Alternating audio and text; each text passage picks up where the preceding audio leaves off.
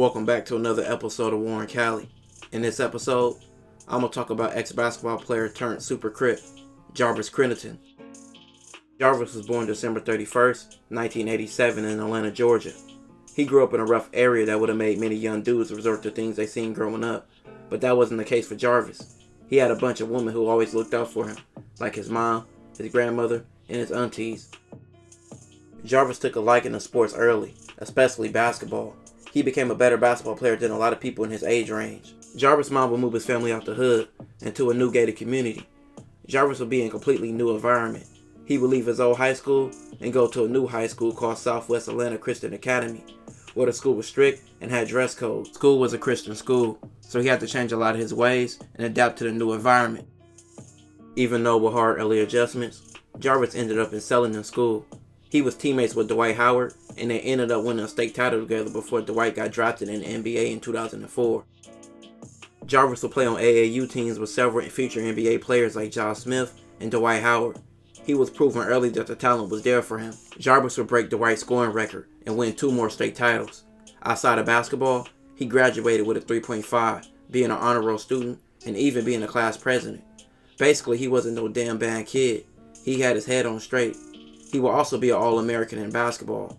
In 2006, he would accept a D1 scholarship to Georgia Tech, where he was balling. He was even the leader of the team as a freshman. Jarvis having a great freshman year at Georgia Tech, he decided to enter the 2007 draft, where he was drafted in the first round with the 19th pick by the Los Angeles Lakers. Jarvis would sign a deal with the Los Angeles Lakers worth $2.6 million, but things in LA wouldn't work out. He was traded just 22 games in his rookie season to the Grizzlies, but before he left LA, he did something that he should have never did. While he was in LA, he would often go to clubs, and one night, he went to a party at a club in Hollywood. He would see up-and-coming Atlanta rapper named Dollar. Dollar had ties to the Mansfield Crips in LA. Jarvis was only 19 at the time and was intrigued by him and his homies from Mansfield Crip. This is where his introduction to the other side of LA started. Not the glamour, but the actual hood.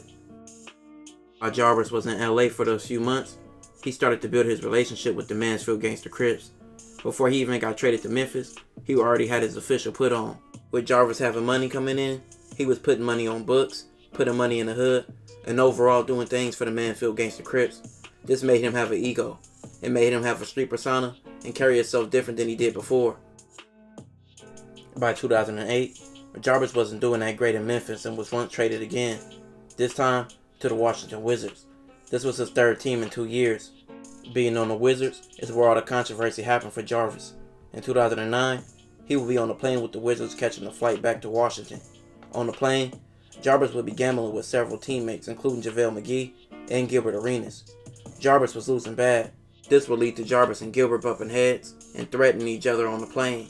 The next day, Gilbert would leave 2 straps on Jarvis' chair in the locker room and a note that said, "Pick one." Jarvis seen this and approached Gilbert and whipped out his own strap and said, "I got mine too." He ended up throwing the strap on the floor, which ended up hitting the trainer on the foot. Teammates entered the situation and it didn't go any deeper than that. Until the next day, when the trainer told the Wizards staff what happened.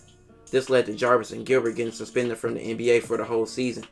Even worse for Jarvis, he was released by the Wizards. Then weeks later, Jarvis ended up being charged with misdemeanor possession and got 1 year probation. Jarvis' life was doing terrible at 22 years old. He was jobless and getting blackballed by the NBA. All Jarvis had left was the Mansfield Gangster Crips. He went back trying to thug it out in the streets and had to take time off in the NBA with nobody giving him a shot and with him gaining a bad rep. It wouldn't be for a whole nother year in 2010 when the weak-ass Bobcats gave him a chance, but that only lasted 2 weeks and they released him. Jarvis then went to China, where actually he balled out, averaging 25 points in 5 games, but he couldn't take China, I guess, and he came back only after a month. Jarvis tried out for a D-League team, which he made the roster. He played 25 games in a season, but wasn't much of an impact. By 2011, and at 23 years old, Jarvis' life was straight trash. He couldn't accept the fact how his life was going. His behavior was all over the place. This all led up to April 22nd, 2011. Jarvis was at a barbershop in his hometown of Atlanta. He was robbed for his prized possessions, his diamond watch, and his diamond chain, all by a rival Crip named Little Tic Tac. Little Tic Tac was from Rolling 60 Crip. Jarvis couldn't catch up to Lil Tic Tac for months, but after several months, he got the drop on him. On August 19th of 2011, he was with his cousin Scooter and decided to slide to the last spot Lil Tic was said to be. He spotted Lil Tic on the sidewalk on Mackin Drive in Atlanta. Jarvis rolled down his window and started blasting, but just like his basketball game, his shot was weak as hell. He missed Lil Tic and he hit a nearby woman, taking her life.